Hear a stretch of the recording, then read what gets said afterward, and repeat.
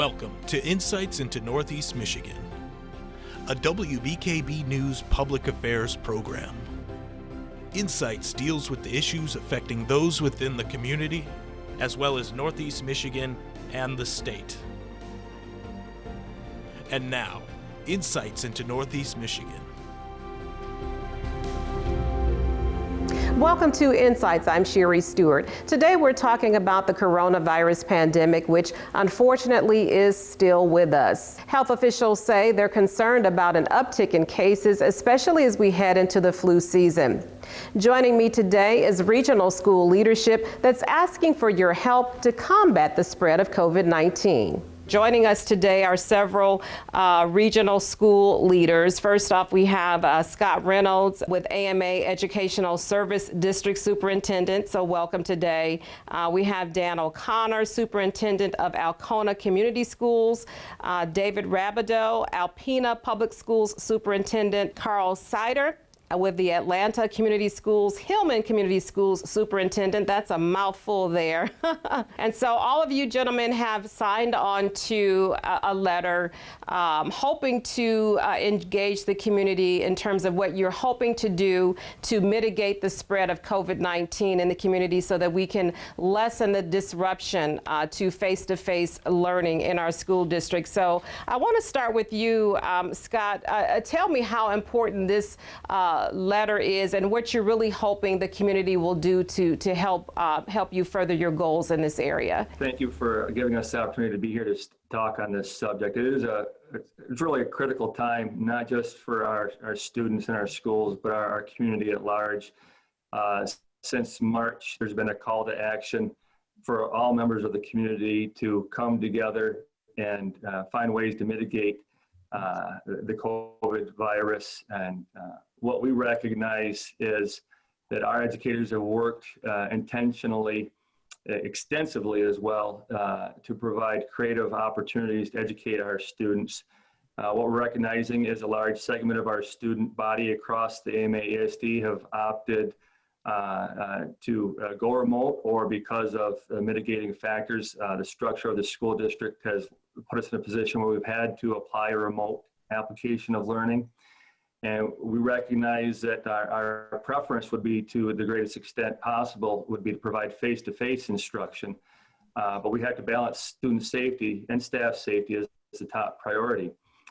We're in a critical time as we learn weekly in our reports from the health department that there are notable increases in the instances of COVID virus, and leading to an increase in hospital challenges and medical capacity that's there. So we really wanted to basically throw out a call to action to the community that, regardless of your philosophy or personal beliefs regarding to the COVID virus, that the impact on all of us is very real, and that we each have an opportunity to play a role to the greatest extent possible to help keep schools open face-to-face to the extent possible.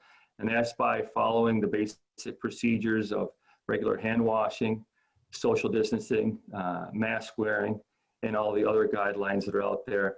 And we just want to implore our communities to please, regardless of your personal beliefs or political concerns that you might have around this, that for us, this isn't about politics. It's about student safety and doing what we do best, and that's educating our students. But we can't do it alone. We are imploring our communities to follow those guidelines, and let's work together. And so at this point, I will just go one by one. I'll ask you specifically, what are your procedures in terms of notifying the public if, in fact, you do have a positive case in your district? So, Mr. O'Connor, Dan, I want to start with you. So what are your procedures for notifying the public if there's something, unfortunately, if there is a positive case in your district?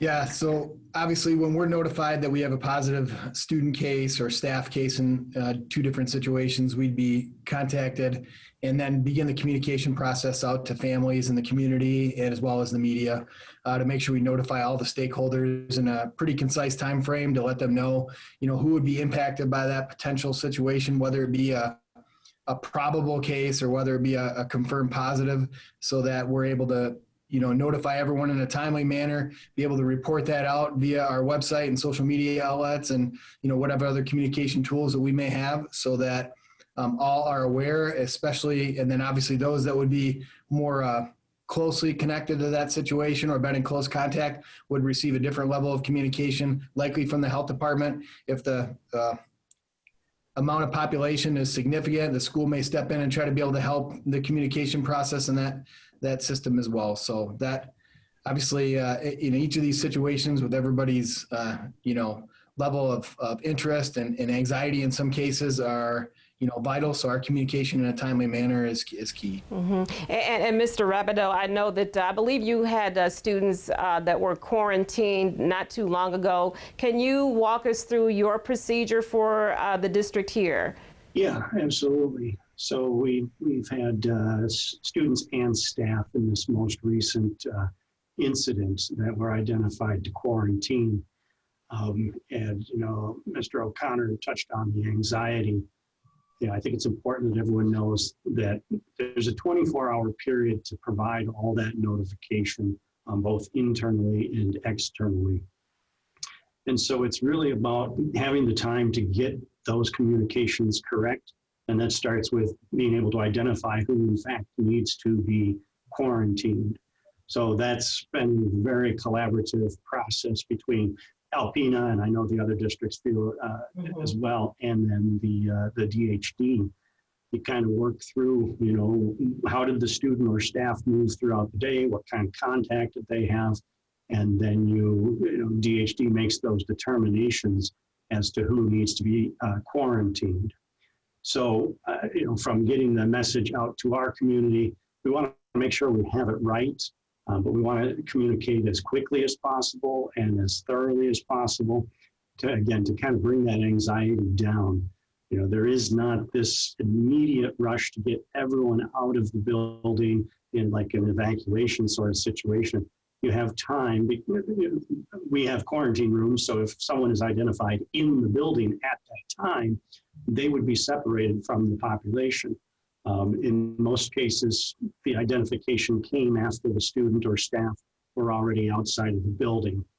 So, again, with the anxiety, a lot of people think we have to do this immediately and lock everything down.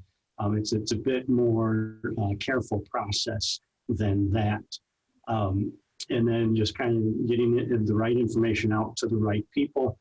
And I would just say in our last incident, the issue wasn't the number of students, it was the number of staff that were required to quarantine, asymptomatic as well.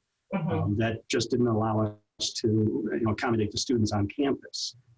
Our learning continued. We transitioned to remote learning really quite well and seamlessly. But it was the fact that so many staff members were identified in that list that we had to do our transition to remote learning. All right. And Mr. Cedar, we will come back after the break and we want to find out what your procedures are for your district as well. So we will take a break and we will be back with more insights right after this. Insights will return after these messages.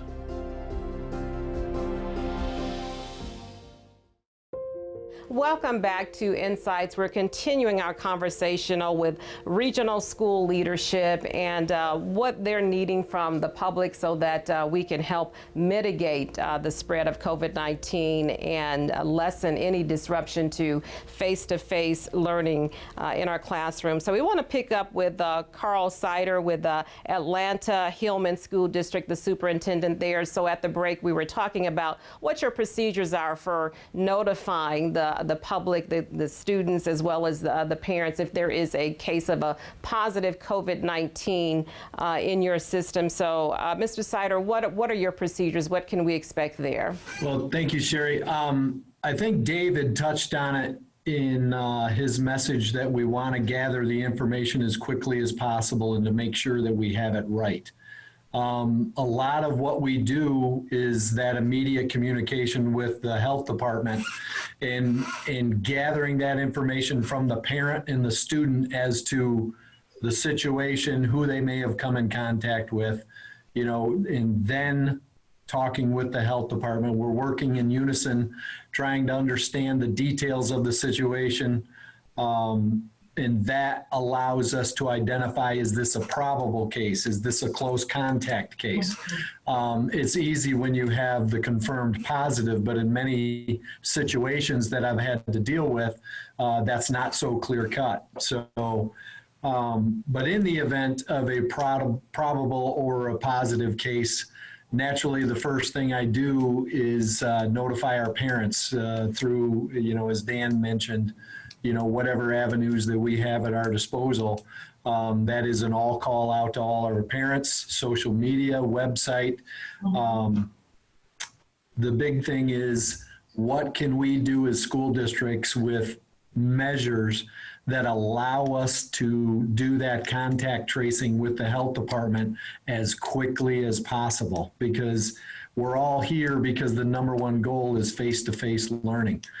And whatever we work with or do is with that goal in mind. Well, let's talk about how it's working for you. Are you getting what you're needing? And anyone can answer this. Do you believe that you're getting what you need from the media in terms of getting information out? Obviously, we're having this dialogue today so that we can help further and extend the message. But overall, do you feel that you're getting what you need from us in terms of information to the community? If I may start, I think today's a very prime example of the partnership, your willingness and ability to help allow us a forum to share our concerns. Right now, of our approximately 5,000 students enrolled in school with the AMA ESD, roughly 23% are in a remote setting, and we're finding that many of those students are struggling academically. Face-to-face is our preferred method of providing that instruction, and we're doing what we can to mitigate that, but relying on the media to assist us in sharing that message. Education is not optional. There's been no break on the mandates that students receive an education from age 6 to 18, and I think helping us to communicate that to folks, how critical it is. And the best way we can do that is if we can continue to provide face-to-face instructions. The health department has told us that by and large, the schools are doing an exceptional job of mitigating the COVID risk. The biggest concerns that are being reported are community transmission.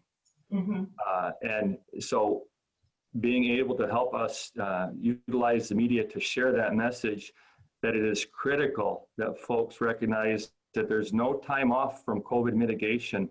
If you care about our students, if you care about our businesses, if you care about us moving forward instead of backwards, we've got to work together on this and all sharing the same message. Politics aside, personal philosophies aside, if you care about your community, if you care about your local business, if you care about your students, we got to do this together. I think I'd just jump in just a bit, just in case, in the future we are, forced to go remote for a short time or a long-term session potentially, that, the message that schools are closed is not the correct message. It's a transition to a different learning format. And, often if we use the word closed, that tends to make people think that there's not any work to do, schoolwork has stopped, no need to engage. And I just think the communication methods on what happens if we are forced to close or not. Again, I use the word accidentally as well, but you get the ease of the miscommunication on that front, and just making sure that the messaging is clear and consistent, that, we're just changing learning formats. It has nothing to do with, a district being closed necessarily, or a building being closed, or even a classroom being, shut down. And I would kind of extend that, Dan's spot on there. People are working harder than they've ever worked trying to figure this whole thing out, and to suggest that we're closing. I mean, that is very specific understanding for school families. Closed means closed. They're working harder than they ever have, and I just want to make sure we recognize that, and that the learning does continue. And so it's a transition to remote learning or a continuation of remote learning. Nobody's closing on these times. Well, we will take a quick break from Insights. When we come back, let's talk about psychologically. We'd like to hear from you how the educators, how your classes, how your students are actually doing. We want to hear some feedback on that and what we can possibly do to help in that area as well. Insights will return after these messages.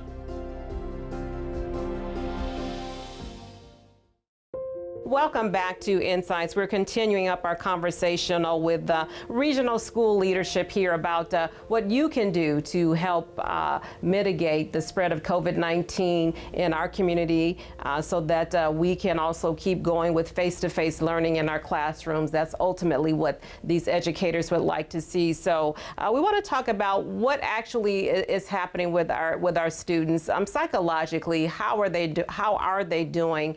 Anyone can answer. We just want to have some feedback on that. I think psychologically the kids are doing much better now than they did at the shutdown point in last March. Mm-hmm. You know, at the time that this pandemic took a hold of us, there was a lot of fear of the unknown. Now that they've come back, their anxiety was that social interaction that they all missed, in which, you know, kids and staff do a fantastic job here at school in getting back to the message that we all want to send. And similar to what Scott said, you know, we need help as a community, as a whole organization to work to mitigate the spread of COVID. Otherwise, our kids are going to be put back into that remote learning situation. And now what about resources? Do you distribute the face coverings? Do you have everything you need there? How is that working for you? I can say that we're very excited that General Motors donated a large number of face masks, as well as the state of Michigan through anonymous donations. So we were able to deliver thousands of disposable and reusable masks to our local districts, which gives them some, hopefully some abundance, because they had already taken initiative early on to prepare for this. So that's been greatly appreciated. Yeah, I would echo the same. You know, we've had donations coming in from the community to be able to, you know, provide face coverings for especially some of our younger students who may not fit the adult size masks in certain cases. So we've been lucky on that front. You know, I'd say obviously some of the COVID related funds from the state and federal government has helped out, you know, on that front. You know, expenses for cleaning products and things like that are astronomical right now, and it's hard to be certain what the future looks like for the rest of the school year in terms of those pieces and the impact that may have on all of our general funds, you know, as we move forward. But thus far, I think we all have what we need after maybe a tough July and August stretch of trying to grab all those PPE products, and hopefully we don't run into a shortage here for the second half of the semester as well. I would agree that Alpena's got what we need. You know, it's good that we're ready to provide those resources to our staff and family. Now, as we head into the Thanksgiving and the Christmas holiday, are your academic calendar, has that been adjusted, or are you still on track with that? Will you be breaking at a certain time? Has that been adjusted at all? Ours has not at this point, pending what happens every minute, hour, day. You know, we published the calendar back in the spring, and you know, we're on track right now. But again, that could change in any minute. No, Sherry, our districts have demonstrated the keen ability to do what educators do well, is to pivot and to be flexible and to adapt. And when we talk much about the stress for the children and how they're responding, we can't overlook the challenges that this places on the adults. Educators are people persons and care very much about the kids. And so we're very sensitive to the impact this whole pandemic has had on our children and their families, but it also can have an impact on the adults who are trying to work behind the scenes and to serve the students. It's an immense responsibility that no one takes lightly, and they've been doing an exemplary job with that.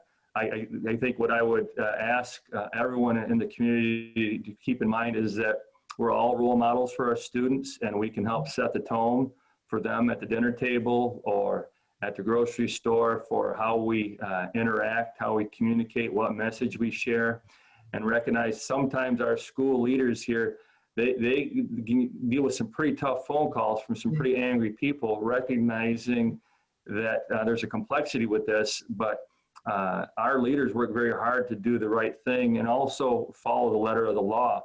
And sometimes that means there's some unhappy folks along with that. And our students are sharp, and they pick up on that. So if our families are conveying some extreme frustration that tends to carry over to the students. And so we would just encourage, be mindful of the role model that we all serve to our community, to our families, and let's try and talk solution focused on what we can do proactively. Keep a forum where we can talk about our stresses and our challenges, our frustrations that we all are experiencing, but that we are also overcoming. Our school leaders here on this call have done an exemplary job, and they're supported with tremendous staff. But we also greatly appreciate the support of the community that recognize that grace is something that there sometimes can be a shortage of. And we all need to be mindful of that, the human factor in what we do. All right. And I'll pose the last question to you, Mr. Sider, as we get ready to leave here. What is, in your mind, some of the learnings that we can walk away with through this whole COVID-19 pandemic? Certainly, as an educator, this is new for everyone, but certainly our educational district. So what are some of the learnings that you believe we're walking away with as we maneuver this? You know, in any tough situation, you're going to walk away with some lessons learned. I think right now, our staff are becoming more advanced with the idea of that online learning environment, the hybrid learning environment, and how can we better serve all students. You know, some learners need that face-to-face, some can survive in that online environment. So we're learning how to adapt our methodologies and instructional delivery. So I think that's a big area that we've grown in through this terrible situation. And it has been terrible, but I want to thank you all today for spending some time with us. We have run out of time today, but I want to thank Scott Reynolds, Dan O'Connor, David Rabideau, Carl Sider, and we didn't hear from Dr. Meyerson, but that's okay. Maybe he can join us next time, and Scott Reynolds. So I want to thank you, gentlemen, for spending time with us today on Insights. Have a great week. Insights into Northeast Michigan is produced by WBKB News. This has been a production of Thunder Bay Broadcasting Corporation. All rights reserved.